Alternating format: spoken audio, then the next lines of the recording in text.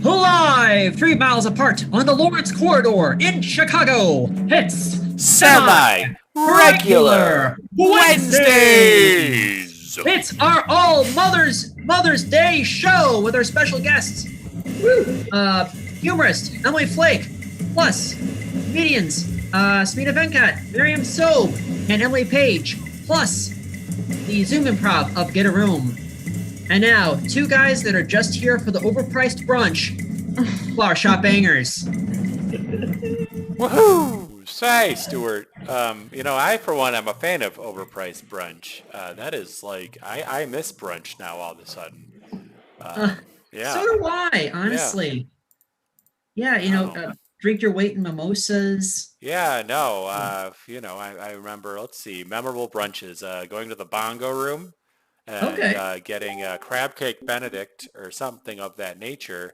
And then the next week going and just getting a regular eggs Benedict that was probably just about as good at the neighborhood restaurant near my parents' place, and then realizing it was half the price and probably just as good. Yeah. No kidding. But, you pay for Wicker Park, I guess. Oh, okay. Yeah, normally we stuck with the west suburbs. I'm, for those of you who don't know, I'm originally from Downers Grove, Illinois, and we were surrounded by a bunch of nice hotels. Hotels that said that they were, Chicago or near O'Hare Airport, even though it was, like a half hour, 45-minute drive. But there was a surplus of brunch options. Normally we go to like Allgauer's Grill in Lisle, or there's a Radisson that's like 15 minutes from where I grew up. But I digress. Good evening, everyone. For those of you who don't know Dan and I, we are Flower Shop Bangers. We are an improv duo based out of Chicago. We recently celebrated our 8th anniversary, and we have been hosting Zoom shows for pretty much the duration of the pandemic. We've been doing this for 14 months now, Dan. Yeah. Yeah, it's we were initially doing this twice a week. Now we're doing this every Wednesday. Happy early Mother's Day to all of our performers this evening. Yes. We simply call this show The Mother. We did something similar to this last May. It was a 2-night event. Tonight we have I promoted it as an evening of matriarch or mischief.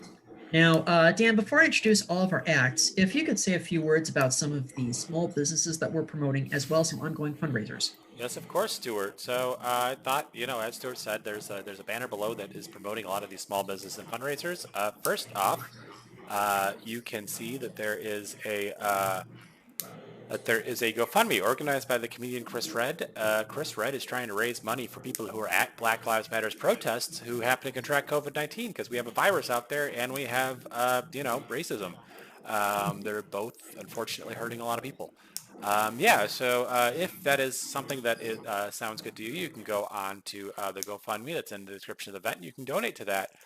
Second, there is a really good bar that Stuart and I usually host this show at, and that is Shakers on Clark. Shakers is a really great patron of the arts, has a really great list of Long Island iced teas, and they are currently trying to collect tips for their bar staff. So if you go into our description, you can find a GoFundMe to tip the Shakers bar staff. If you are at home and if you are having maybe an alcoholic beverage or otherwise, I just ran out of wine, I might go get more. Maybe I'll give them tips for 2 glasses of wine instead of 1, because I'm, feeling just that generous now that I've had a bit to drink. Anyway, so I would highly recommend it. Shakers is a really great spot. Next, there is a really great gym called Bodi Shak. I'm hoping to get back there soon because I got my second vaccine and I'm almost completely inoculated. And I'm hoping to get back to fitness classes. Really great Black-owned business. They offer really great fitness classes. Can't recommend them enough. They serve the uptown community very well. There's also a GoFundMe that they have there. I believe it is still active, and there's a link to it. There is also a really great coffee and tea shop in Uptown as well, right off the Argyle stop on the Red Line, in a little part of Uptown called Asia on Argyle. A lot of great Vietnamese restaurants in that area, but there is one really great coffee and tea shop called First Sip Cafe. And if you are interested in something like that, I have a link in the description to buy gift cards there if you ever happen to be in the area. Last and certainly not least, there is the place where Stuart and I started, I guess, what do you call it? We started doing comedy. Well, not started, but where we Well, that's where continue to we were get our first training. show. Yeah, that's probably where we performed only second to performing with each other. Performed though second to performing with each other, and that is at the Comedy Clubhouse. The Comedy Clubhouse has an associated artistic or theater troupe called One Group Mind, and One Group Mind is offering a lot of new comedy classes. They have completely revamped their comedy curriculum to offer a program in improv, stand-up, and theatricals. So if you're interested in that, you can go to onegroupmind.com and look at any of that stuff if you're in the Chicago area. So a lot of these things are probably not local to you. So if they're not, I would recommend you just go out and you support your own local businesses because honestly, everyone needs little help these days. There's a global pandemic going on still. Also, one other thing I would say is if you are watching at home, and I would encourage you to either like or comment on any of our feeds to let the performers know that you're watching. Yeah, that's all I got. Back to you, Stuart. Thank you so much, Dan. And in case you may have noticed something a little different about how I appear tonight, well, for those of you who have tuned in for our last 3 or 4 shows, I rearranged my bedroom. I'm in the process of cleaning at my parents' house, and it forced me to move some antique furniture into my apartment here in Chicago. And as a result, had to rearrange the room. But also created so those of you tuned into our show 3 weeks ago, there was a little bit of a flare effect coming from the lamp, the lamp that's behind me over here. And I was doing a lot of experimenting, but I caved. I finally bought a ring light. So my face just Ooh. Yes, thank you. I'm glad I made that $16 investment on Amazon. But I digress. Tonight is about the moms. And we have a very stacked show for you. Obviously, closing out the night, our Flower Shop Bangers. Woo!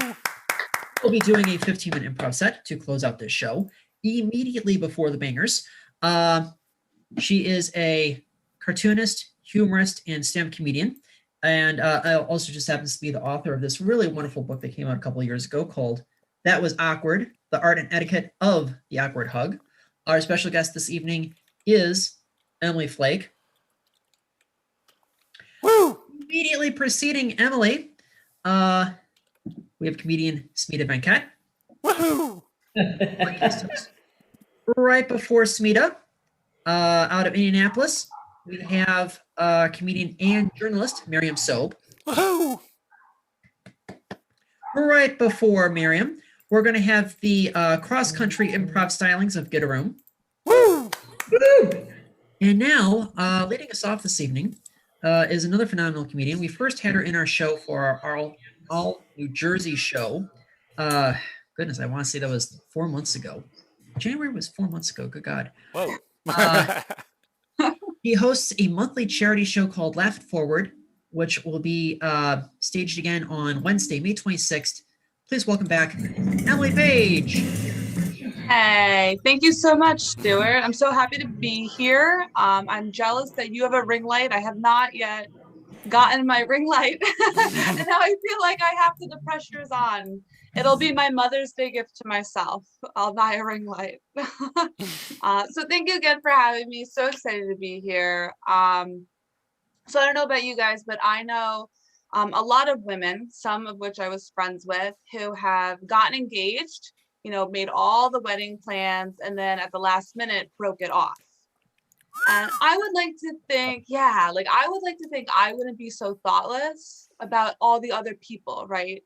A lot goes into making those plans. So I would never break off an engagement. I just broke off the marriage.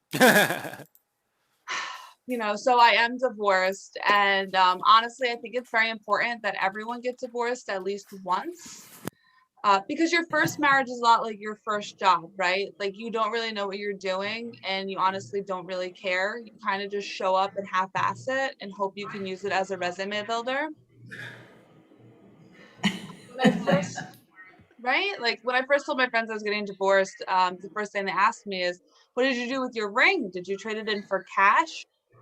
And I was like, guys, it is not all about the money. I traded it in for freedom, happiness, and cash. This pandemic has taught me a lot about timing and how important it is. Like, I couldn't have timed my divorce any better. There are so many stories about couples breaking up, and all I keep thinking is that I really dodged a bullet.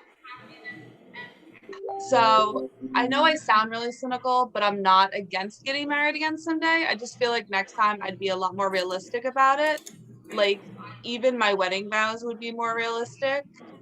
They'd be like, I take you, in all honesty, to be my second choice for convenience and for lack of trying, in sickness or at least a 401k, as long as we both shall live, or until I get bored. So my daughter recently started stealing money from my wallet. She's 2 and she's stealing money from my wallet. She is so advanced. Like, I didn't start stealing from my parents till I was 14, so she is 12 years on me. I am so proud of her. The only issue is now when I go to the grocery store, I have to ask her for money. So there's that. And I'm not saying she's a psychopath, but she does laugh every time we watch The Lion King and Mufasa dies. So there's that. You know, it's funny, before I had my daughter, I never really understood why parents were always complaining that they were so tired all the time. And then I had my daughter, and I spent many nights wondering how much Tylenol is enough to make her sleep, but not kill her. Sometimes I do feel like a bad mom, though. Like when I went back to work after having my daughter, everybody was coming up to me and they were like, oh my gosh, you must miss her so much. And I was like, who? I don't know. I get a lot of weird questions as a single mom. Like the one I get a lot is, do you think you're going to have more kids? And I'm like, more kids? I don't even know if I want this one. Like, I don't know. My parents, they don't like that I make jokes about my daughter. They think that she would be upset if she heard them. And I'm like, by the time she's old enough to understand what I'm saying, most likely I will have a new baby to make fun of, right? Like new baby, new material. So she'll be off the hook before she even realizes it. I was talking to my parents the other day and they told me that they were thinking about getting a pool. And I was like, now? Like, I've been asking for a pool for the last 25 years. And they're like, well, it's for our granddaughter. And I was like, what about me? Like, why didn't I get a pool? And they were like, well, we paid for your college. I was like, I would have rather had a pool. Like, I'm doing stand-up. It's not like I used my degree at all, right? I don't know. Dating as a single mom has been really interesting. Like, I was talking to this one guy, and he's like, you know, I understand I'll never be number one in your life because that's your daughter. And I just want you to know that I'm okay with being number 2. And I was like, well, my daughter's like 5th. So I think that would make you like 9th at best. I don't know. I just feel like guys have the wrong idea about me because I'm a single mom. Like, they think I want more children, but I just want more sleep. Or they think I'm looking for a baby daddy and I just want a babysitter.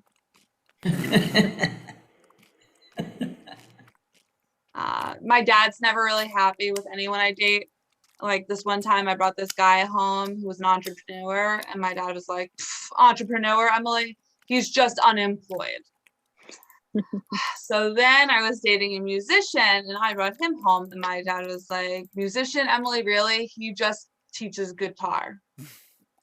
So now I'm dating a comedian and my dad is like, what happened to the entrepreneur? I was telling my therapist about the guy I've been seeing, and at the end of my session, she was like, Emily, if you don't date him, I'm going to. And so now they're really happy together. If anyone has any therapist recommendations, please let me know.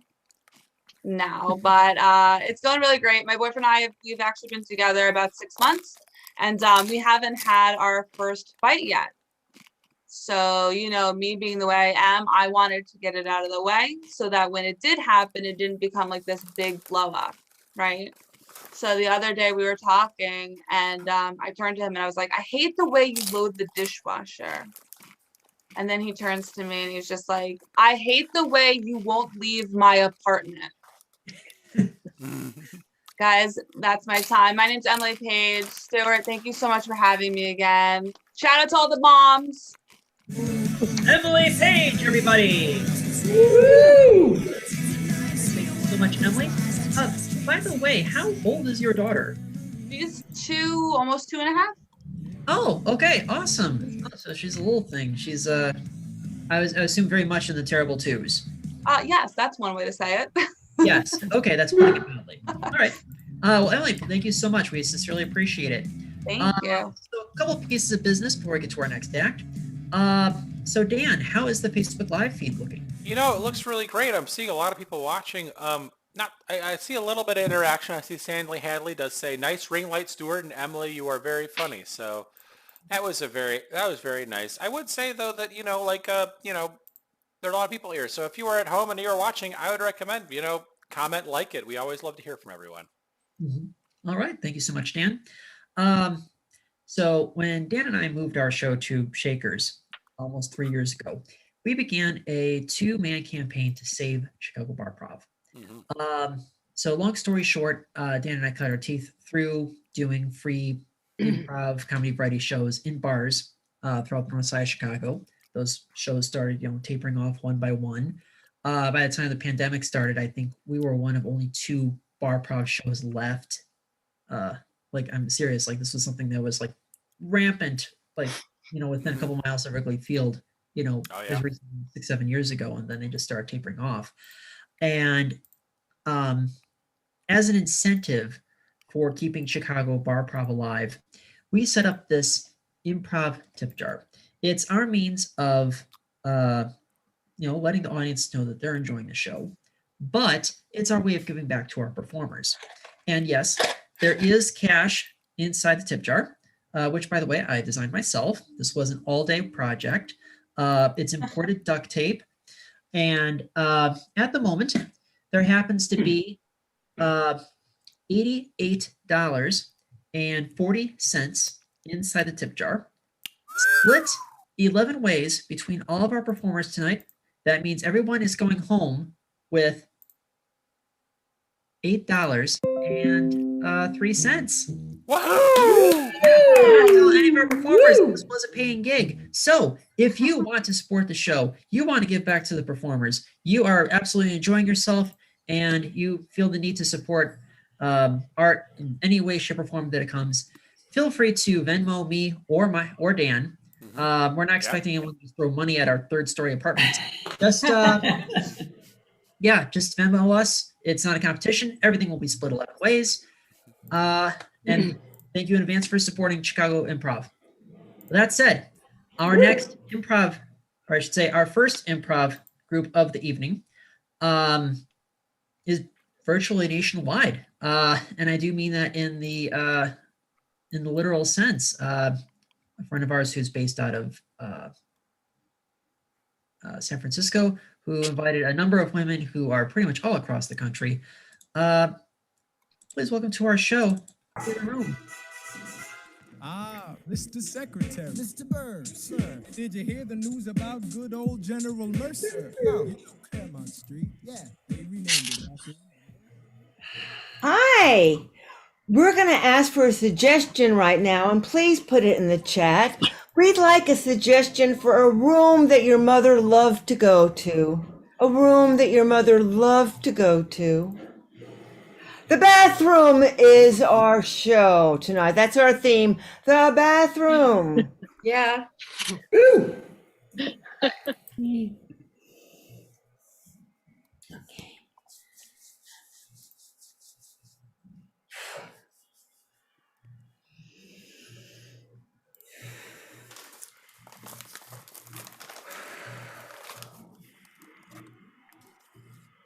I am the towel rack.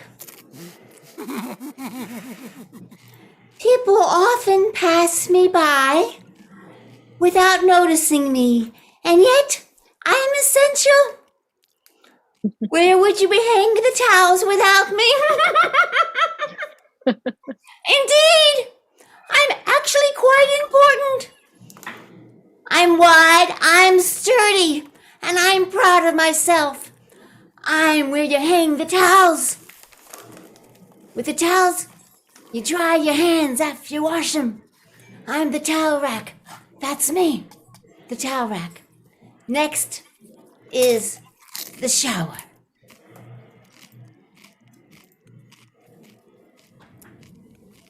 I am the shower. I can be warm or I can be cold, but I really, really like it when I'm hot.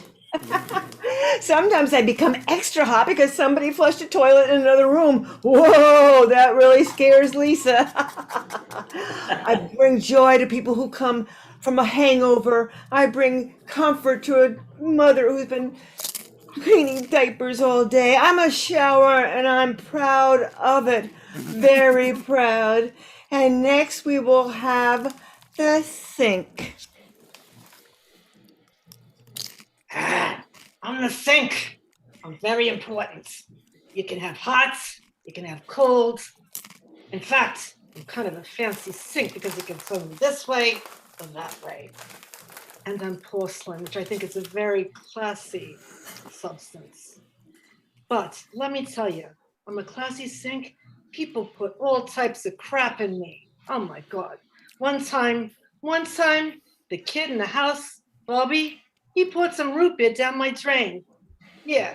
And then the girl, she puts her hair in it, gets clogged up. I don't care though. I'm a sink. I can handle it all. Next is the toilet brush. I'm a toilet brush. Yes, that's me. I sit here, I wait to be used.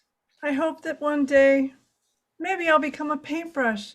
Maybe I'll have a higher calling, but right now, you know what I'm used for. You all know it. We don't say it, but we all know.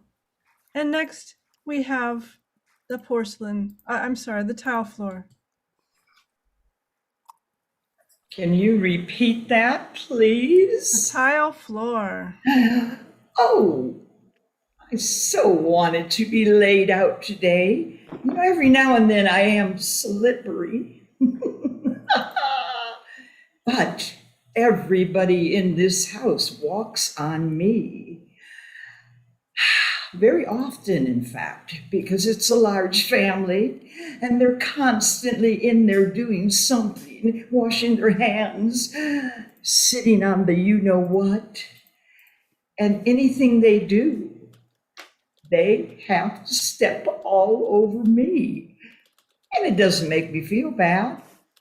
Nope, that's my function, and I'm sticking to it. Yes.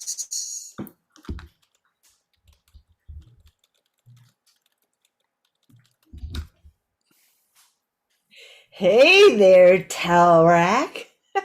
Hey, shall we? Ooh, I feel some mist from you. Thanks. Yeah, they closed the door and left me on. Silly people. Oh, it feels so good. It's so good to see you. I'm so glad they left the shower curtain open.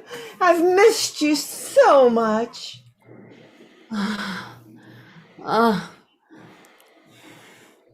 you really make me feel good. That's my purpose, my joy. And it's so good. You're so shiny and clean now. Look at you, towel racky. Get a little closer. Can you move a little closer? Yeah. I'm trying.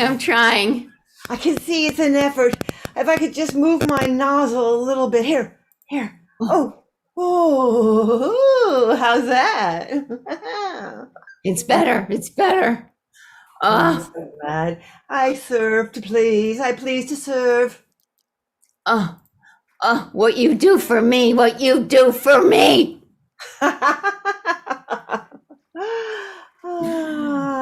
You're the best. You are the best. Yeah. Ooh. Hey, Sinky. Hi. I noticed you got quite an intimate relationship going on with the towel rack. What's with Well, that? You know, we've been here a long time. You're new. They were upgrading the sink for some reason, and you're quite lovely, I must say. Oh, you're just flattering me. I mean, we both have water, which is quite a thing to have in common, if you ask me. Yeah. You're very, very powerful, and your pressure is really nice. My pressure is it's a little loopy sometimes, but I like it when you're hot. Shucks. Oh, now I'm really embarrassed. I don't know what to do. I got to shut down the sink a little bit because I got to tell you, I got a thing for you. I do. Can't help it. And can you see my drain? It's so full of hair and dirt, and it's so disgusting what they have on their bodies when they come inside me. Yeah. Do you have the same I got the same problem. Yeah. I don't like it. No, the kids don't take the hair out of the drain. It's disgusting. But you know what? You're beautiful to me. I see your beauty, and I think you're hot. Very hot. Thank you so much. That's okay. It's all right. Hi. What's up? Well, I can't help it, but I just don't feel good about who I am. Tell me more about that. Maybe I can help. I don't know. Well, you know what my job is. I do. Yeah, unfortunately I do. Yeah. Sorry about that. I clean the throne. If I think of it that way, maybe it'll help. It's the throne. It's the throne of the home. You have a very important job. I mean, you do a very important job, and you do it, and you do it with grace. That's what I think. Yeah. I especially like it when her cousin Grace comes over and helps, and then I really do it with Grace, you know? Grace holds me in such a delicate and loving manner. No, she's a great kid. I agree. Yeah. I like it when she comes into the bathroom quite a bit. Yeah, that one is going places, I think. But you're very pretty with your scrubby top. Oh, thank you. Oh my I gosh. wish they would clean me once in a while. You know, they just throw me back in my holder and they don't even care. Yeah, I've noticed that. Yeah, this family's a bit, dysfunctional. Yeah, you said it. Especially the mother. What's with the mother? My God. I know. Yeah. Well, she pays people. Go ahead, sorry. I want to be reincarnated as a different kind of a brush, any kind of a brush. What kind of brush? A hairbrush, a paintbrush, you know. You'd make a lovely paintbrush, I do think so. But I like you exactly as you are. I think you're very scrubby. I do. Well, you're lovely too, you know. Oh, shucks, gosh. Oh, TB, I am so delighted that you sit on me just every single day. You don't put yourself down. You are exceedingly useful. Well, you know, I see myself in you when they do clean us. When they clean you and they make you shiny and reflective, I see my handle and I can even see a few of my bristles. And, you know, we make a good pair. We make a really good pair. I mean, if there wasn't something like you sitting on me, I would just have, just the toilet, the pedestal from the sink. But you're closer to me, and you're more my style. You know, when I first saw you, I thought you were kind of square, but now I know you're groovy. I am groovy, and you are absolutely, shall I say it, bristly. Oh, I like that. It almost tickles me when I hear you say it. I'm bristly. You're bristly. And you're and grouty. I'm groovy. You're groovy and you're grouty. Oh, I'm not quite sure I like grouty as much as groovy, but it's okay. I'll go for it. I think you should own your groutiness. Okay, well then I will own my groutiness. All right, I'll see you later, my friend. Ah, yes. Hi, Tally. Hey, I didn't really mean to say anything wrong about you. I just, I was just being flirtatious with the toilet brush. Oh, I don't mind. You know, we all kid around and flirt around in this room. It's an intimate room. It's a very intimate room, and it's a very well-used room. Ooh. Oh, I mean, I just lay here, and I just get so much attention. you do. I mean, everyone's always looking down when they're in this room. Yeah. I mean, they pick up magazines from me and they just sit there for a long time while they're reading. The only thing I'm not quite sure I really love is when they pour Lysol all over me. I mean, it makes me... Yeah, that stuff stings. It does. And they're I don't using like it that. just so much now. Oh. All that 99.9% disinfectant stuff. I don't like that. Oh my God. And they really believe that advertising. You know what I'm saying? I'm with you, Flory. It's just something to lay here. And I have so enjoyed our talks with everybody today. I mean, I heard them all. Every single one of you talking to each other. I just laid here and listened. You're a good listener, Flory. Oh, yes. Oh.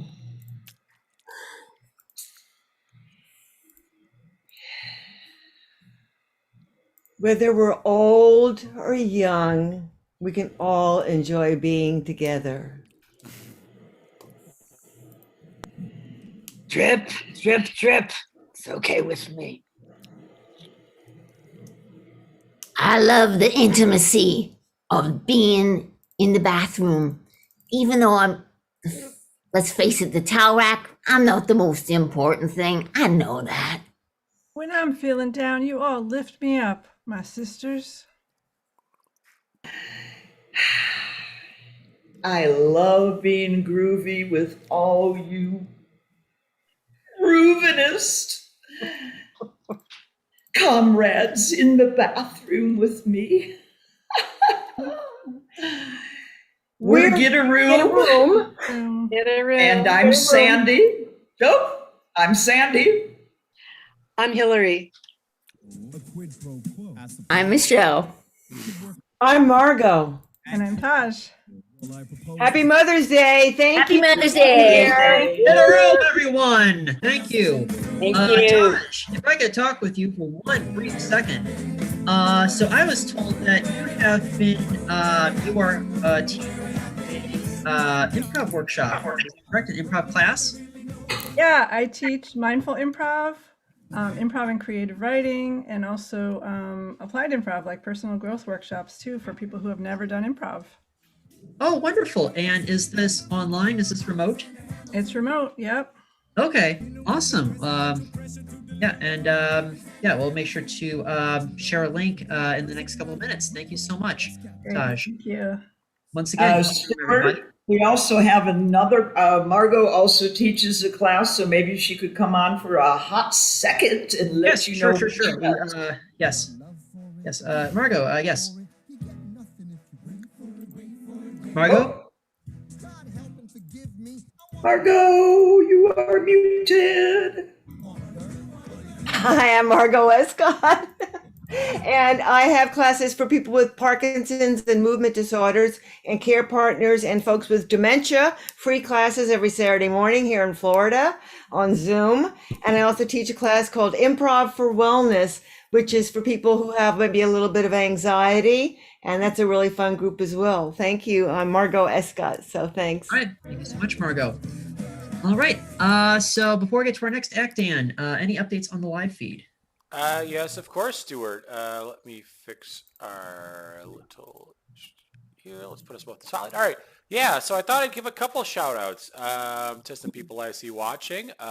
First, there is Dumace. I don't know how to pronounce that, but you know, we seem to Dumais. Dumais. Hi, Dumais. Yay! Dumais, yeah.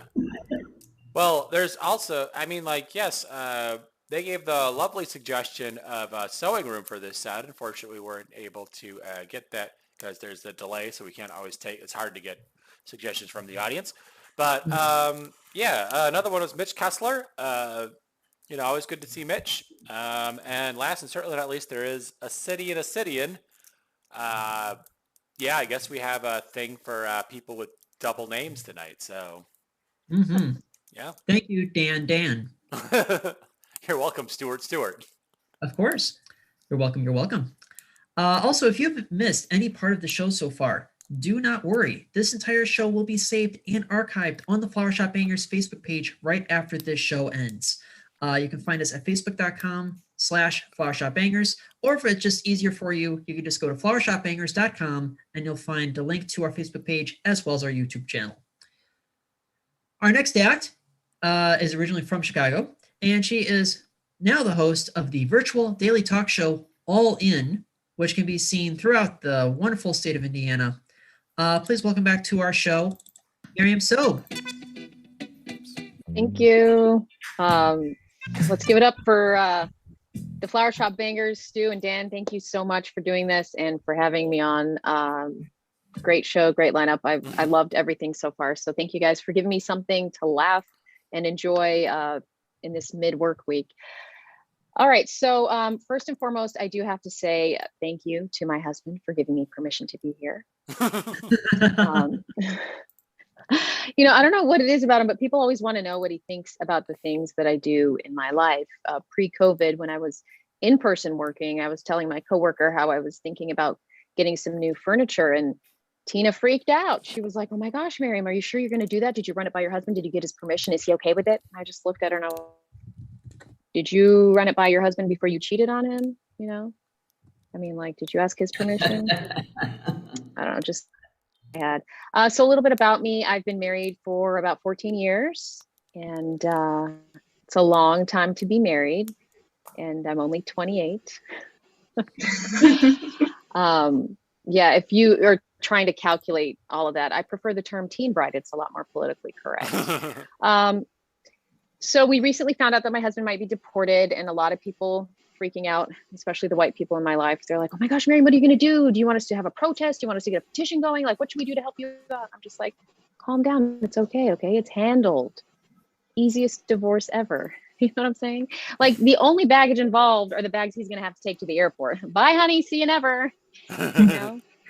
Silver lining for some of us when it comes to immigration. It's a silver lining.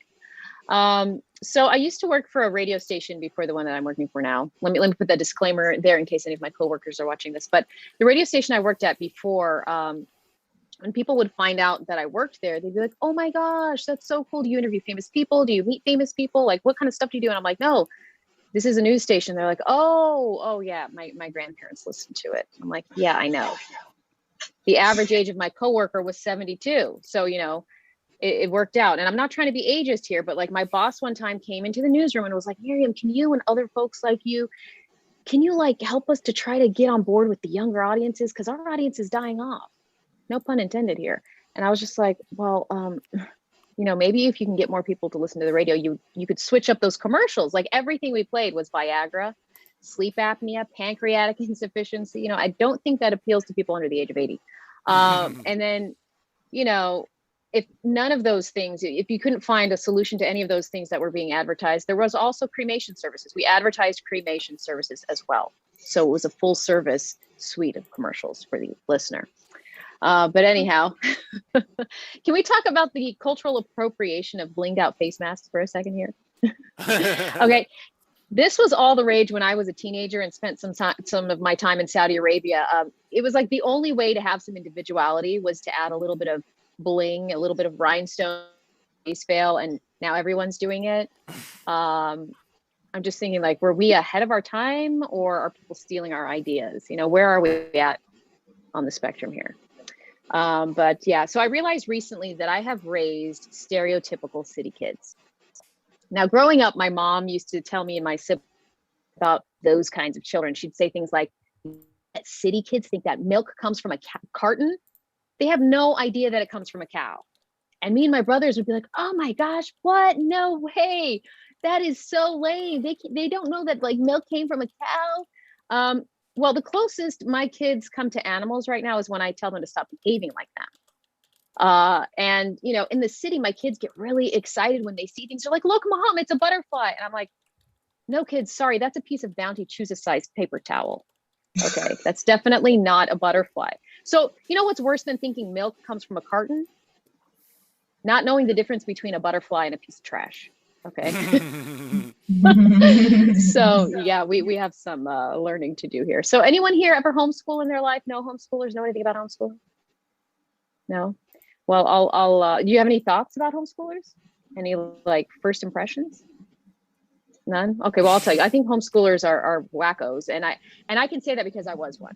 We're a bunch of weirdos.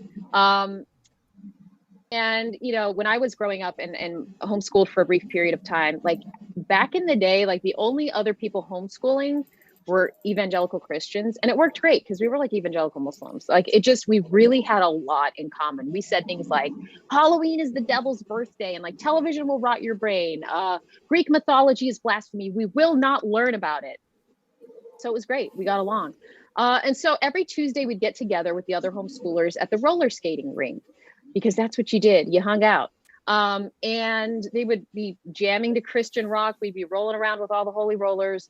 And one day, this girl that I made a friend with, she came up to me. She's like, oh, Mariam, can you come talk to my mom? She wants to ask you something. And I was like, oh, okay. She's like, she wants you to ask you something to say in Arabic or something like that. And I was like, ooh, well, now I feel pretty special. Like, I'm not just a weird kid. Like, I have some skills here. So I go and I skate on over to her mom, who's sitting in the snack bar at a booth, you know, breastfeeding 5 kids. And she's like, oh, Mariam, can you teach me how to say Jesus died for you in Arabic? And I tried to cobble together my Arabic and I was like, oh, I think it's like this. She's like, oh, goody, we're going to share that with the little Afghan boy in the hospital. And I was like, people in Afghanistan don't speak Arabic. I mean, I was only 9 years old and I knew that. Okay. Which brings me to the topic of how to tell if you're racist. All right. Every time I see you, you keep asking me how my husband Mohammed is doing. And I'm like, I've known you for over a decade. His name is Abdullah. Completely different names, folks. Okay. Not every Muslim is named Mohammed. You know, when I would go to my kids' school, they'd always be calling me, Mrs. Mohammed, can we talk to you about your daughter? And I'm like, Mrs. Mohammed, like my last name has an S in it. I don't know where the M is coming from. The kids would come up to me in the school and say, oh, are you Mohammed's mom? I'm like, I am not the mom of every single Muslim children in the school. You know what I'm saying? Like, I only have 2 kids. It's called birth control, folks. All right. I didn't pop out 10. But anyway, I was in Target with my kids one day and we were walking around and an older white woman was following us from aisle to aisle and she was smiling and she was super happy and excited. And I kept looking at her and she's looking at us and I'm like, oh my gosh, I'm having a flashback. Is this a Jesus moment? Is she about to ask me to translate something? But she eventually comes up to me and she's like, ma'am, I just wanted to commend you on your English. Where did you learn to speak like that? And I just looked at her and said, well, thank you, ma'am, for noticing. I've been working on my accent so I can sound like the big city folks. Yeah, you know, sometimes you got to give one back. Stu, I don't know if you lit me or not because I see your face shining with the light around you. So I don't know. 2 minutes. 2 minutes. All right, cool. Okay. Yeah. So what else can I tell you about myself? You know, I was walking downtown in Chicago by the big hospital here, and there was an older couple sitting on a bench and they were motioning for me to come over. And I was like, wait, do I know you? Like they kept saying, come here. And I'm okay. I come over and they started saying, thank you so much. They couldn't really speak English. And I was like, what are they thanking me for? I have no idea. The older gentleman got up and gave me a big hug. Before COVID, I wasn't scared. I was like, sure, you can hug me. And then they noticed that I was confused and he goes and he lifts up his pant leg to show me a row of stitches. He thought I was his doctor. In that case, you can stereotype me all you want. I'll play the doctor. That's fine. Yeah, but I had a TV job interview about a year ago and I was like, oh my gosh, finally, I'm going to get a TV job. I'm going to be a TV reporter. And in the job interview, the news director asked me, so you're Muslim. Is that something you were born into or you chose later in life? And I just said, so you're racist. Is that something you were born into or you chose later in life? You know? I don't know. These people. Yes. So I'm going to end on this. A lot of people, you know, in the past, when they would ask you where you're from, they would do this whole like stereotypical, like, where are you from? Where are you really from? Originally, ethnically, what's your DNA? Can I get a test? Now they'll just tell you to your face where you're from. They'll say things like, I can tell you're Egyptian, right? The way you wrap your scarf is so Egyptian. And I'm like, no, I'm not Egyptian. Malaysian. Your nose is Malaysian. It's totally Malaysian. I know this. You are Malaysian. I'm like, no, I'm not Malaysian. I'm sorry. Indian. You're Indian. Your eyebrows are perfect. You have to be Indian. I was like, well, thank you for the compliment. No, I'm not Indian.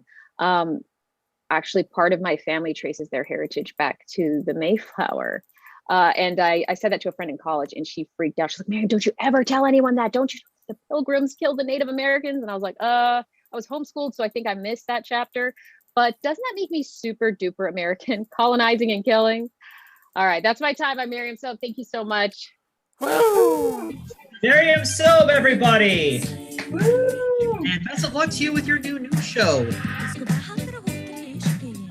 By the way, it's called, best of luck with you with All In. Oh. So are you based out of Indianapolis now? No, I'm based in Chicago doing it virtually for a real life show in Indiana.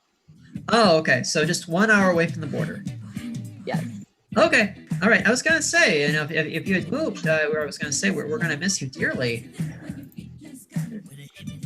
Well, in any case, great to see you again. And I know I have to get going, but have a lovely evening, Mariam. Thank you for doing our show. Thank you. Good luck, everyone.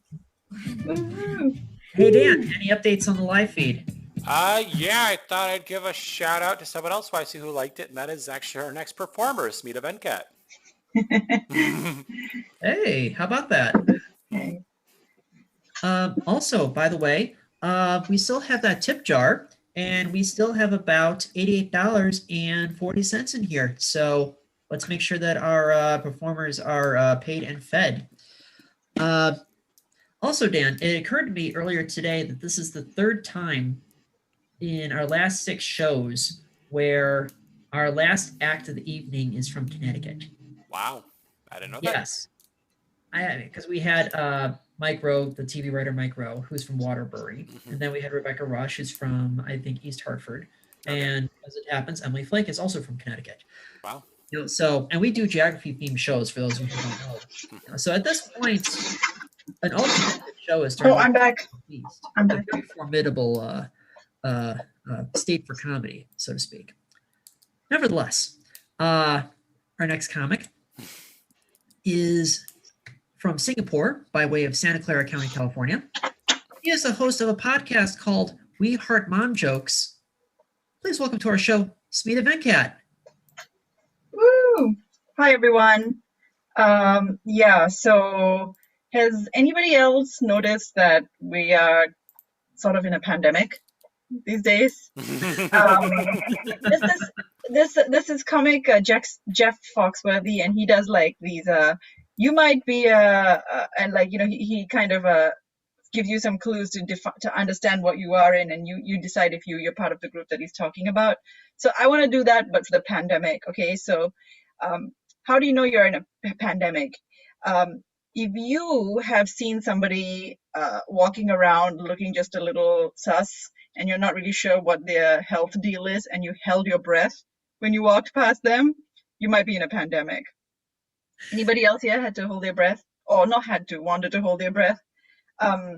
Or if you have ever asked your friend, hey, what's new? And then apologized, because that's the rudest question you could ask someone these days, you might be in a pandemic.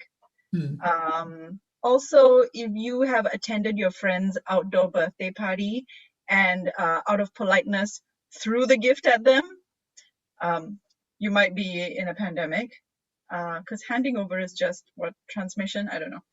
And lastly, if you are walking alone in a deserted alley at night, and kind of a creepy stranger starts coming close to you, and your first thought is, you couldn't wear a mask, you might be in a pandemic. So Yeah, those are some clues you can use to guess if you are or are not in a pandemic. This is a very exciting show all the way from Chicago.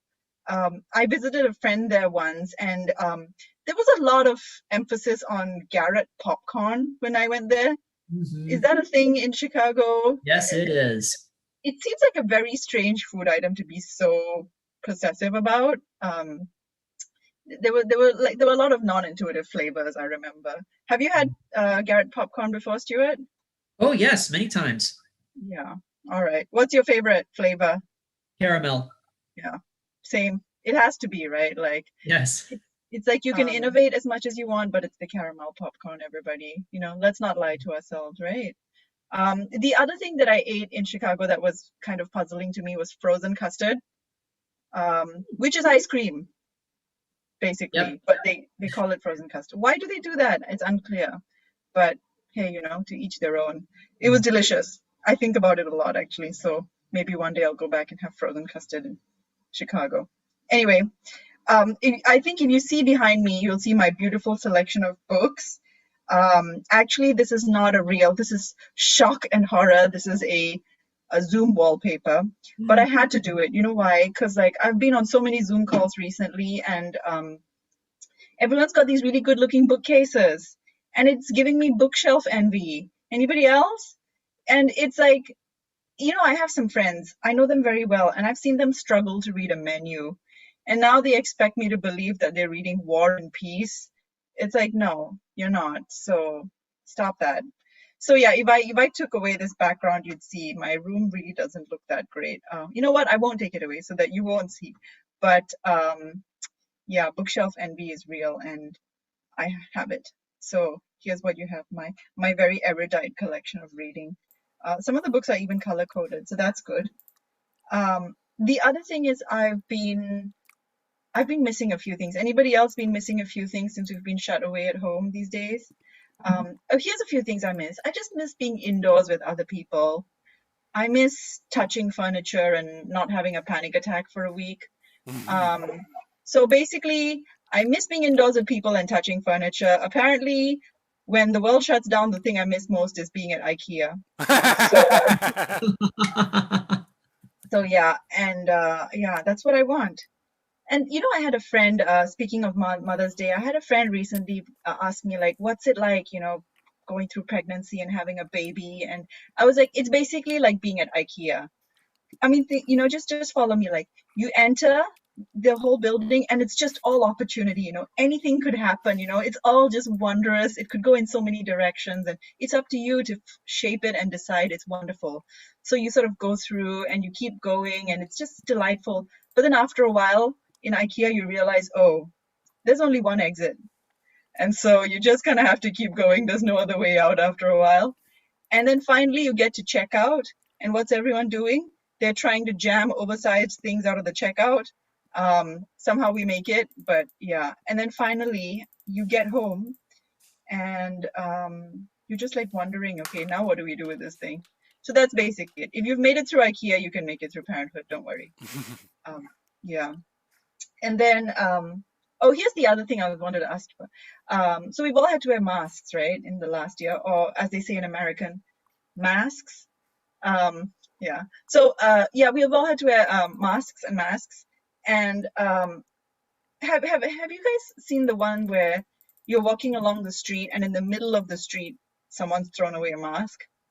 Like, it's not even near a trash can. It's like on the divider between the lanes, or like hanging off a shrub somewhere. You're like, what was the story that led to this mask ending up here? Because I'm imagining somebody walking down the street and then suddenly they realize, I'm immune, and they like rip off their mask and throw it at a tree. Or how does this, how are you like walking halfway? Or maybe it's an emergency mask change mid-walk. Like, I just want to know why people are throwing masks away in the middle of the street. Stop that. is the statement I want to make. The other thing that's got me very baffled about masks is, have you seen that thing where a couple walks down the street and only one of them has a mask on? And they're like holding hands and stuff. You're like, it was one or the other. This middle solution is very strange. and one of you is lying, but which one? It's very difficult to tell. So I just don't trust those couples, basically. And the one who's wearing the mask, I like to go up to them and say, hey, you should probably go through your partner's emails and texts, just in case, because it's not looking good. So yeah, and then this other thing that's been happening as a result of being stuck at home, maybe some of you have experienced this. It's Netflix peer pressure. Have you watched The Queen's Gambit? Have you watched Tiger King? Have you watched Bridgerton? Have you watched this? Have you watched that? No, I haven't. Okay, stop asking me that. I haven't, because I'm very busy on my couch doom scrolling. Okay, so leave me alone and don't do that. But yeah, so actually I have got a favorite Netflix show during the pandemic, and it's not a very famous one. I'll tell you about it. It's called American Barbecue Showdown. And if you don't know what it does, which part of the name are you having a problem with? Okay, it's about American barbecue and it's a showdown. Okay, and here's the plot twist. You ready for the plot twist? I am a vegetarian. So what am I doing watching American Barbecue Showdown? It's mystifying. But here's the thing. Okay, so I told my friend that I love American Barbecue Showdown, and he was like, why would you watch that show?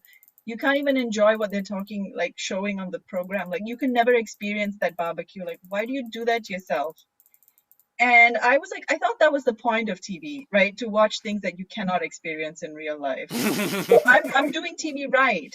And if you believe that you can only watch shows that you're supposed to experience, that says a lot about why you were really into Breaking Bad. So, yeah, and you know who really annoys me are the people who watch that show. Okay, those people who watch the show Hoarders, because we both know, okay, I know and you know that you could just go out to your garage and that show is happening live in real time there. So yeah, another thing to stop that, okay? So anyway, everybody stay safe, keep your masks on, and hope you all, feel good and take care of yourselves. Thanks, Stuart and Daniel. Smita, Venkat, everyone. All right, Dan, looking for another update on the live feed. Any questions, comments, concerns? I don't think there was anything new. I thought I might, though, give a shout out to those 2 people who liked our YouTube feed. I'm very happy for them. Actually, also, I thought I would read a text from my girlfriend, Sally LaRue, who's watching the show right now. She said, I really do love your all-lady lineup, so she's really enjoying the jokes tonight. Oh, awesome. Well, thank you so much, Sally. We really do appreciate it. Now, Flower Shop Bangers and the Semi-Regular Wednesday show is a passion project between Dan and myself. Mm-hmm. But I also happen to have a comedy page in my own right, a comedy project. It's called Stu News. As you'll notice from the massive sign that is about 10 feet behind me, I run a comedy page on Facebook called Stu News. It's for the last 8 years or so, I've basically been posting late night style monologue jokes. I sum up a news story in one sentence and then make some sarcastic comment about it, or a punchline or what have you. And I'm on the verge of 1,900 likes. So if you're looking for some what's going on in the news, please like and follow Stu News on Facebook, facebook.com/Stu News. Or if Facebook's not your thing, and I don't blame you, you can also find me on Twitter at HeyStu818. As it happens, I'm also on the verge of 900 followers on Twitter. I've been on Twitter for almost 10 years. I only have about 895 followers. I'm still trying to figure out where things went wrong. Nevertheless, our special guest of the evening is a comedy polymath. She is a humorist. I know her best from her work in The New Yorker. She is also the author of several books, including That Was Awkward, The Art and Etiquette of the Awkward Hug. She is a teacher. She is a comedian. I'm assuming there's probably a number of other things that I could hyphenate that I'm probably blanking on. It is our esteemed honor to welcome to our show, Emily Flake. Hi. Hi. Thank you so much. Thank you for calling me a polymath. I thought that's like the first time anybody's called me that, and it feels good. You can keep doing that all night. Absolutely, and great to have you. I have to admit, I am maybe just like a little bit starstruck. I've been reading the New Yorker for a very long time. The first thing I ever fixated on in the magazine was the cartoons. I practically grew up like reading, stuff, illustrations by like Roz Chast and Victoria Roberts and Leo Collum and all those people. And hey, the good ones. Oh, yes. I mean, practical living legends. Well, okay, well, not Leo, but nevertheless. How long have you been contributing to the New Yorker now? About 10 years? Yeah. Wait, let me do some math. No, more like 12, 13 years. I got my first one in 2008. So however many years ago that was, that's how long I've been doing it. Okay, about 13 years. Yeah. Yes. Thank you. Yes, you're most welcome. You're most welcome. And again, a little starstruck here, so forgive me if I Listen, I wish I could, like, I'm on my desktop, not my laptop, or I would like pick up this computer and walk it around the room so you could see how absolutely disgusting my environs are. Like, this should give you like a little bit of a hint. No, I'm like, I'm gross and bad. So really, like, don't feel anything at all. I should have put up like a cool background thing. Instead, you get to see like the trash I haven't taken out with the empty sack of like Trader Joe's Bamba.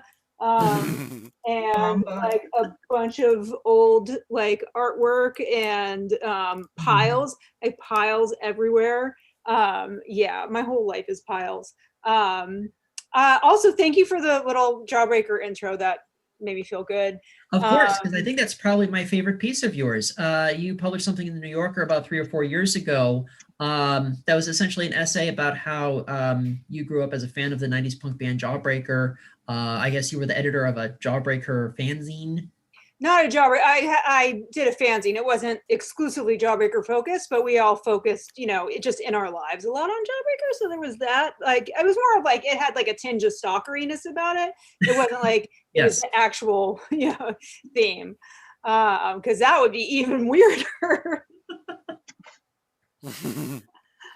So you're originally from somewhere in Connecticut, correct? I am from somewhere in Connecticut. Actually, I wanted to ask you who was from East Hartford, because that's the town next to where I grew up. It's like Hartford, East Hartford, Manchester, and then Cows. Rebecca Rush. She's a comic based out of LA. Okay.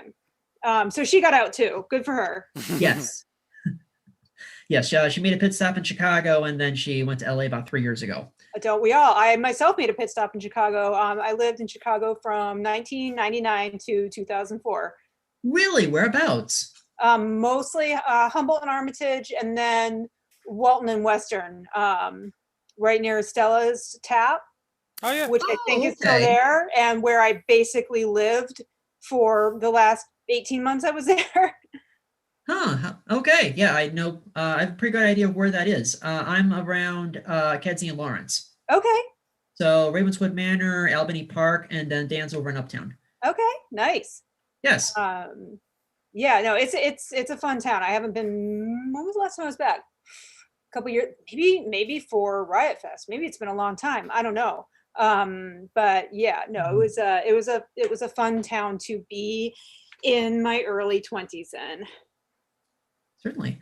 Now, like I mentioned before, obviously I'm, for lack of a better word, a slave to New Yorker content, a huge fan. I've always been kind of curious about kind of like the lives of, the cartoonists who submit to the magazine. Do you interact with like the other comedians? I mean, do you have like any Liana Fink like drinking stories, or you maybe like you've gone surfing with Joe Daytor or something, or? I don't have any Liana Fink drinking stories, although I have drunk with Liana Fink, but she like keeps it together.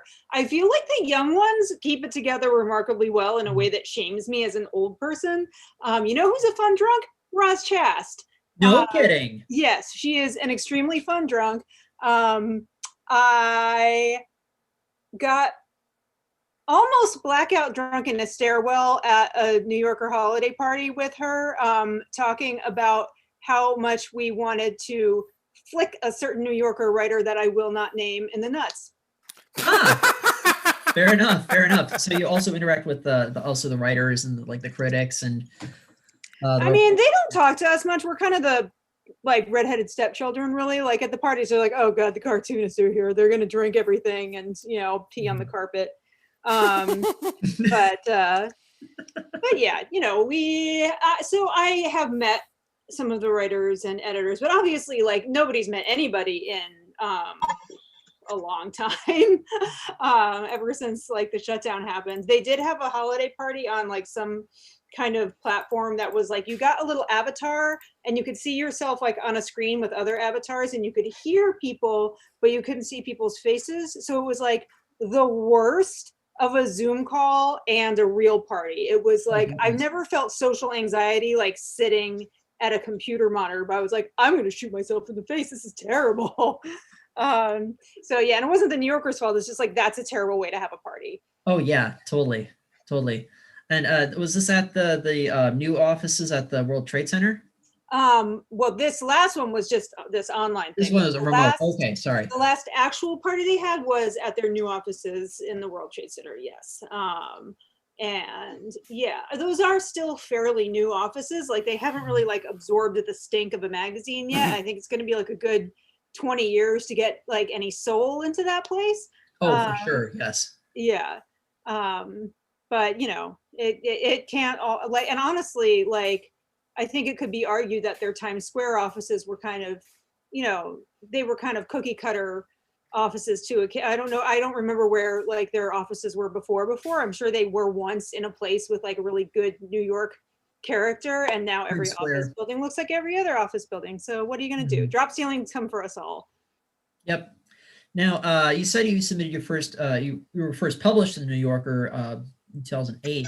I'm very curious about like the submission process. Was this when Robert Mankoff was still the cartoon editor? Yeah.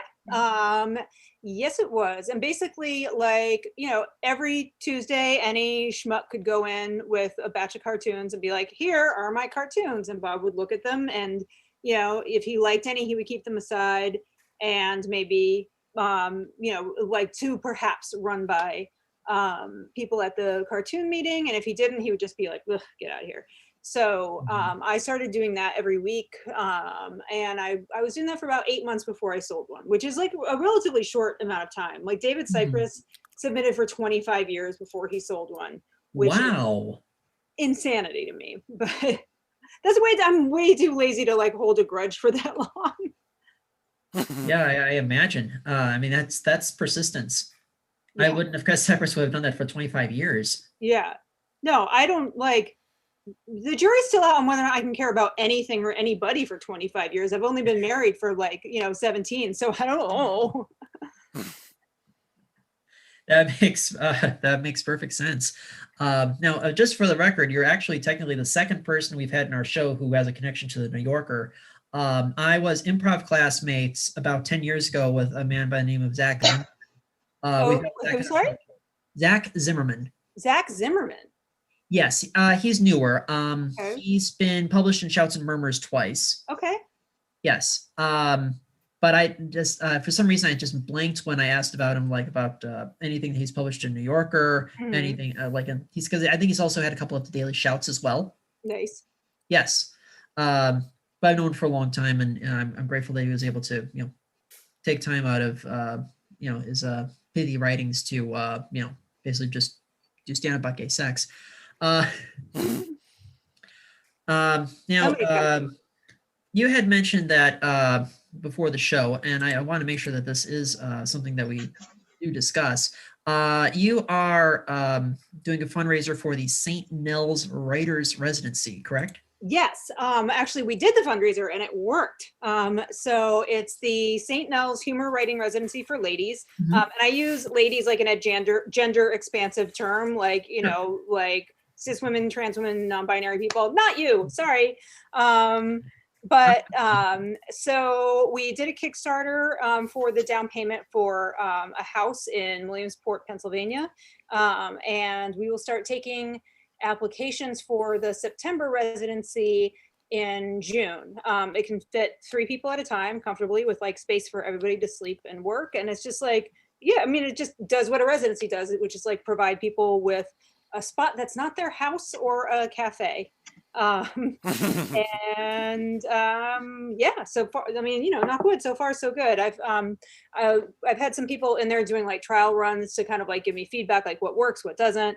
We're also putting together like a slate of online classes and also like programming here in New York and out there in Williamsport. And yeah, like I am very, very excited about this project. I suspect that it's possible that part of the reason I'm so excited about it is like it's because I don't have to write any jokes. So it's like my brain has just been like absolute cobwebs for a year plus now. So like I'm just like, I don't know, do I still know how to be funny? I have no idea, but I can I can expend whatever social capital I have to make a house happen that I can share with people. So that's what I'm doing. This is like my major procrastination project. I can absolutely relate. But no, this project sounds awesome. Thank you. I will actually, when the show's over, I will make a note of, I'll share the link of the. There is a website for St. Nels. Yes, there is. It's stnells.com. It's stnells.com. Okay. And yeah. That's wonderful. I mean, and I can relate to the kind of struggle of, that I have, I was a comedy writer before I did improv, and but I can relate to your problem. I mean, there's this constant struggle to constantly be constantly coming up with material. Mm-hmm. And I guess I'm curious kind of about what your, how should I say, I don't know if you have like exercises or if you have like some sort of routine that. My process? Would you like to know about my process? What? My process? Yes, the process. Yes. Mostly avoidance. I do a lot of avoidance, and I mean, my basic MO is to like sit down and write out a list of like tropes or scenarios, and then just start kind of like pushing and pulling things about like like business meeting, caveman, Goldilocks, et cetera, just not that I expect to get a joke out of any of those, but just start like looking at different aspects of them and kind of pushing and pulling what I can about these, and then branching off from that and seeing if anything like, sparks anything. I also I seem to get a lot of ideas seem to come to me like while I'm washing the dishes, which feels like just a rude way to like make me take my hands out of the dishes and like dry them off and type them into my phone. Mm-hmm. Long walks. I try to take a lot of long walks. Yeah, I wish I could say that I was a disciplined writer. I am not. I am clearly not a disciplined anything. So hey, so am I. High five. Hey, boom. Yeah.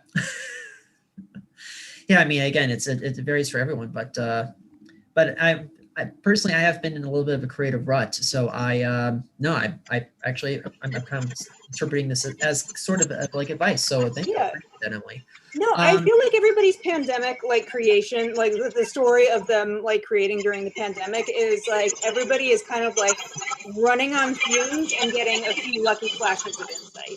Like, there are some people who are doing like very good work, and I've managed to like scratch a couple ideas out of my head, but I think everybody's just kind of like, what's happening? But every once in a while, something good will still come from like the joke ether that exists above us and sometimes sends ideas down to our brains.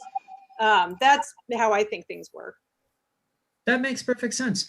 And as I mentioned before, well, I shouldn't say before, but when we were conversing on social media, I really did enjoy This Is Awkward. Oh, thank you. Well, you're most welcome. It's a very quick, breezy, delightful read. Thanks. I'm just kind of curious to know if you have any other books in the pipeline, if you have like any other larger projects besides St. Nels that you're working on. Yes. I mean, one thing is that book came out like right before Hugs got very, very awkward indeed. So like, I don't know if it was like excellent timing or terrible timing. But yes, I've been working on a proposal for a YA graphic novel for longer than is seemly.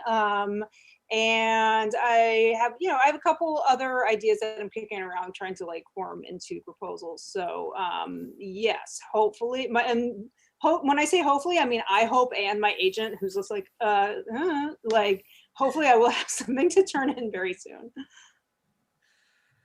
Well, fair enough. Well, fingers crossed with the young adult novel. Thanks. You're most welcome. Everyone, please give it for Emily Flake. And thanks so much for having me. You're most welcome. It has been an honor and a pleasure. And you can keep finding her work in the New Yorker. On average, about what, every other issue? Something like that. Like in the general scheme of things. Yes. Yes. But yeah, thank you. The honor and the pleasure was mine. So.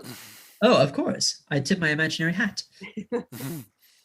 Thank you so much, Emily, and happy Mother's Day. Thank you. Thank you. Same to all the moms. Yes, of course. Dan, one last check-in on the Facebook Live feed. Yes, of course. Give me 1 second. Oh, come on, quit being difficult, Zoom. There we go. Okay, so I don't think there was really anything new, honestly. Oh, well, okay, that's right. Okay, yes, there was a new like from Kathy Klotz's guest. Thank you very much for liking it, and thank you very much to everyone else who's watched so far. I thought I would just say, if you are watching the show and you have enjoyed it and you want to keep up with our shows, you can either like the Flower Shop Bangers on Facebook, or you can subscribe to us on YouTube. We always love hearing from everyone. Yeah, that's all I got. All right, thank you so much, Dan. Also, we still have that improv tip jar. Yep, there is a little bit of glare, so I just want to make sure you can see that it says improv tip jar. I engraved it myself.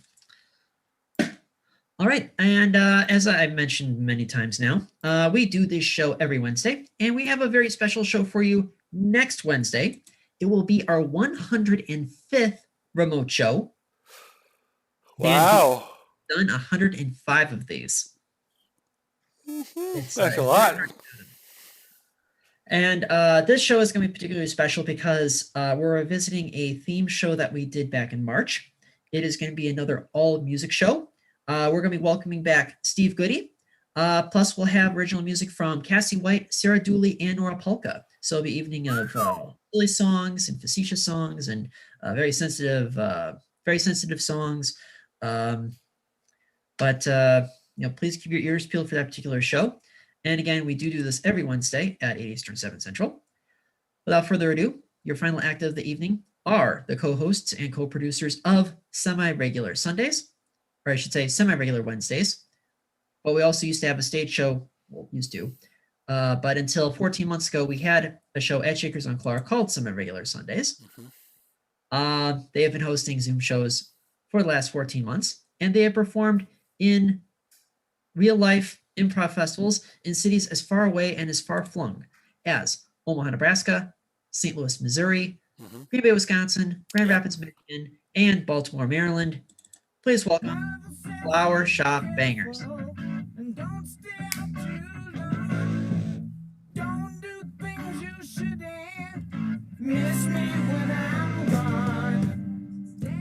That's Mother Says by Joe Walsh. Of course, of course. Yeah, so good evening, ladies and gentlemen. If you'll notice, you look above, you'll see that we have some another sign for Stuart and myself. If you want to donate to the tip jar, I'll just keep our Venmos up there. All the donations will be split amongst all the acts in the show, even though it says donate to whoever's funnier. But, you can do that even if you want to, but it will all be split amongst everyone. Anyway, without further ado, we are the Flower Shop Bangers. We're going to do some improv for you, and we get weird with it.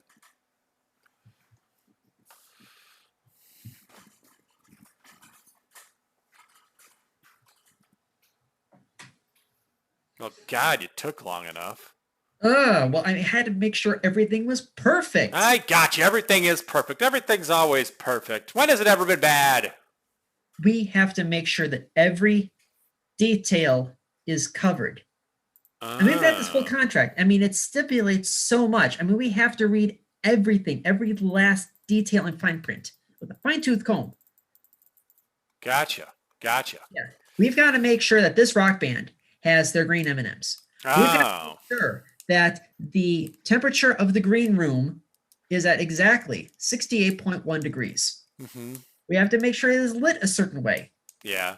To make sure there is nothing within 6 inches of the doorway. Because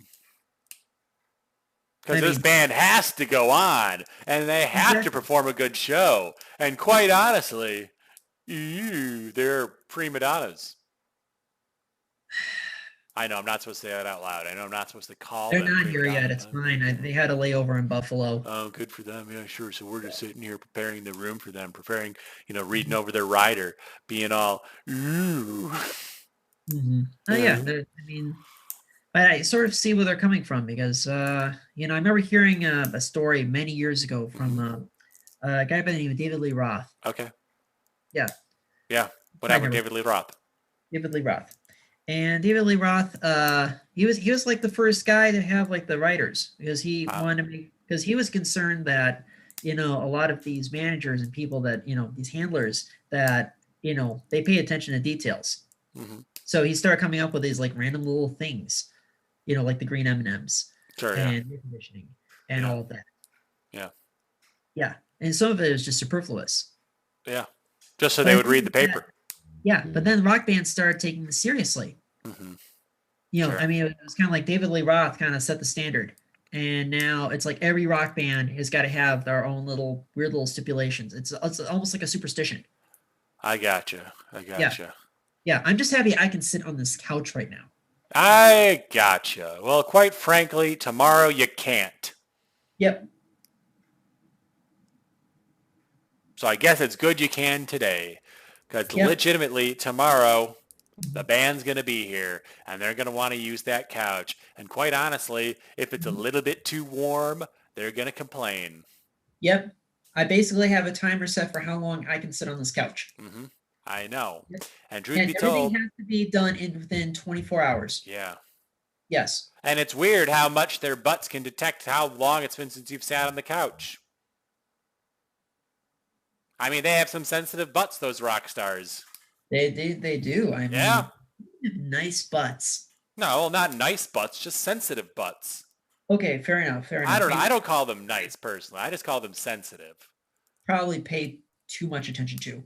Maybe you just like rock star butts, but quite frankly, I think they're just sensitive. They can detect heat like no other butt I've ever met. I'm pretty sure my butt just has a lot of padding on it, and you can't really detect the heat the way theirs can. Maybe they're just skinny-ass butts. Yeah, exactly. Because, my God, I wonder how they... Well, first of all, it must be the leather pants. It has to be the leather pants. It must be leather pants, or maybe it's the fact that they're just skinny twigs. Yeah, true. Yeah. I'm concerned that some of them have, eating disorders. They might have. I mean, truth be told, a lot of them wear women's clothing and kind of, run around the stage. And I'm used to seeing, rock musicians wear, like flowery blouses, pirate shirts. Oh, yeah. Yeah, and I have no problem with that. I mean, you do you. I mean, you do what's comfortable. I mean, it's their brand. It's their facade. But truth be told, it has an effect on their butt. Indeed, it has that. Yeah. Man, I can't even put it in the words. I'm maybe honestly, this is why I do this. Maybe I'm a glutton for punishment because I'm just obsessed with butts. Really? Yeah. You know what I've heard? I've heard J-Lo has no demands for her butt, but these rock stars do. Wow. Not a single demand for J-Lo's butt. She just sits on whatever. Huh. Yeah. Yeah, because I heard Nicki Minaj is the complete opposite. Oh, really? She has a lot of demands for her butt? She's got a butt care regimen. Ah, yeah. Yes. I could believe it. Mm-hmm. Yeah. I don't know. I guess I just thought it would be, you would think that J-Lo would have a big butt regimen, but apparently no butt regimen. Yeah. Have a seat on the couch. I mean, okay, fine. I guess you're right. It makes me a little anxious to sit on the couch. Yeah. Ugh. Am I right? I mean, this is a comfortable couch. It is a nice couch. And by the time we get off this couch, it's gonna be a few more hours yet before this band gets here. Yeah, I know. And we have to be off at least an hour and a half before they get here. Yeah, exactly. I don't envy the roadies. They have to do all the sound checks and they have to do all the tech and all the prop there. But at the same time, we're face to face with all these musicians, and we have to make all of these, we're little appeasements. Yeah. Lord. I should have stayed with the accounting firm. I don't know. I mean, this did seem like a good opportunity to meet rock stars, to, you know, carry out their bidding. Yep. I mean, maybe, I mean, it's just not what it's cracked up to be. I mean, it just, I thought, it was going to be one of those things where, it's like you're partying all the time and you meet interesting people and, hey, maybe I'll meet a couple girls. Yeah, If it's just kind of this dated mindset or something, but we all thought that we would, we all thought we would live fun, exciting lives. And truth be told, you were a little burnt out at that accounting firm. Yep. I mean, I just kind of put my foot in the door. I applied for something on Craigslist, not knowing what to expect, and here I am. There you are. And you did get to meet rock stars. You have got to meet rock stars. That's not the problem. It's just what it means to meet a rock star that apparently is the problem, It's what it means to, meet their outrageous demands and be their bitches. Well, hold on. I'm looking at my phone. What are you looking at your phone? Their manager just texted me. Yeah. I guess there's a torrential downpour in Buffalo. Oh, yeah. So could be even a few more hours before they get here. I really hope we don't have to delay this concert. You know how the fans are when we delay a concert. Yeah, and the thing is that it stipulates that they have to get a minimum of 7 hours of sleep and a certain amount of time. And that's why rock concerts always start like late. Yeah. It's like you're supposed to be there by, they say 7:30, but they don't get on stage until 8:15. Yeah. The man for this one was that they have the Super Mario movie backstage. Oh, good. Oh, good. You ever seen that movie? Yes. I've got the DVD right here. I mean, good. You got it. I'm glad you picked it up. That's a hard movie to find. Yeah. Yeah. No, it's not a good movie. Oh, no, it's not a good movie at all. They might want to watch that before the show, and it is not a good movie. Yeah, I don't know if if the movie just kind of puts them in a certain mood, kind of a certain atmosphere. Who knows? Really, any movie where Dennis Hopper is eating mice. Ew. Disgusting. Yeah. I mean, you've seen it. I mean, you know what I'm talking about. Mm-hmm. Yeah. I know what you're talking about. Yeah. But I guess there's a lot of fungus in that movie. There's just a lot of like weird like fungus. Yeah. That they try to tell you is like a de-evolved dinosaur. Yeah. It's bizarre. It's man, I mean that's certainly a movie that would have benefited if they had maybe waited 5 to 10 years. I just don't think the technology was there in 1993, and it just everything just kind of came across as obtuse and gross. It was weird. Yeah, and it's like it's unpleasant too. Just unpleasant. You can't even like enjoy it in kind of the ironic sense. I enjoyed it when I was like 9. Okay. I watched it. I mean, you got through it. I mean, yeah. I mean, I rented it from Blockbuster. I couldn't even get through the first half hour. Oh. I mean, that makes sense. Yeah. Gosh. So we took this job. I mean, we're handlers. I mean, someone's got to do this. Mm-hmm. And at the same time, a lot of these bands, I won't say they're flash in the pan, but it's like, they put together a good 2-3 years on the road, and then it just kind of tapers off. And next thing you know, they're basically driving their own bus cross country. They've probably got like a band Winnebago and club gigs. They're in, San Jose one night and they're in Tucson the next. They go almost right back to where they started from. Yeah. I mean, it does show a lot of, tenacity on their part. We gotta, and you gotta hand that to them. There's a lot of tenacity there to, go all the way down, then try and work your way all the way back up. Yep. And these, and for 2-3 years out of their life, they don't have to worry about having to work a second job. Yeah. They don't have to worry about, maybe like taking like a retail thing. And then they play like bars like on a Friday night, Saturday night. I mean, these guys, they've done something with their lives. Yeah. Kudos to them. I just hope that they save their money. Do you want to start a band? Yeah, You said, yeah, do you want to start a band? Oh my God, no one's ever asked me. Yeah, I know. I'm just throwing that out there. Like, we just met as like guys, you know. I'm a bassist. Really? I'm a drummer. Okay, I think that's the perfect combination. You know, I think that's Fleetwood and Mac were the bassist and drummer of the band. Yeah, no, I mean, like, granted, usually you need a guitarist in this scenario, but yeah, maybe we don't. That's true. I mean, we could just, you know, just kind of do our bass and drum thing. We've got the bottom. Yeah. I mean, you never know. You can start a band with whatever you want. There's no rules. And quite honestly, I'm going to be honest, I think we got the butts for it. I'm going to give us a nice compliment. I think we got the butts to be rock stars. You think so? I think we have the butts to be rock stars. I mean, okay, I'm sorry, but, you know, it's like, we got to take a look at this. I mean, oh my God. Yeah, you know, I mean,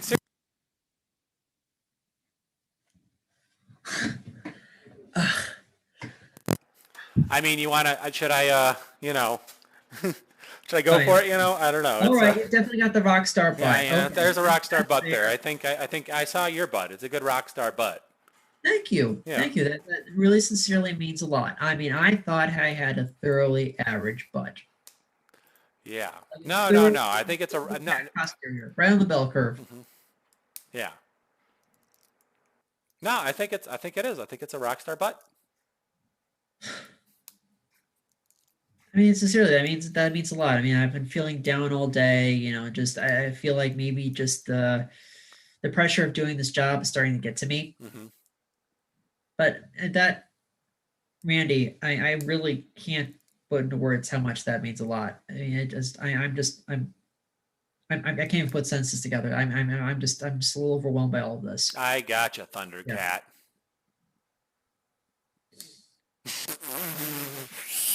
That's our show.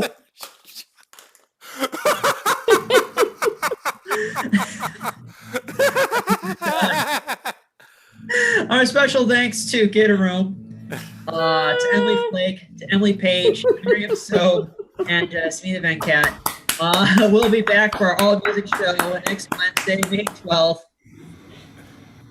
In the meantime, the pandemic is not over. No. Please stay home if you don't absolutely have to go out. Please stay a minimum 4 feet away from strangers and acquaintances. Please wear a mask outside. Black Lives Matter. Stop Asian hate. Believe women.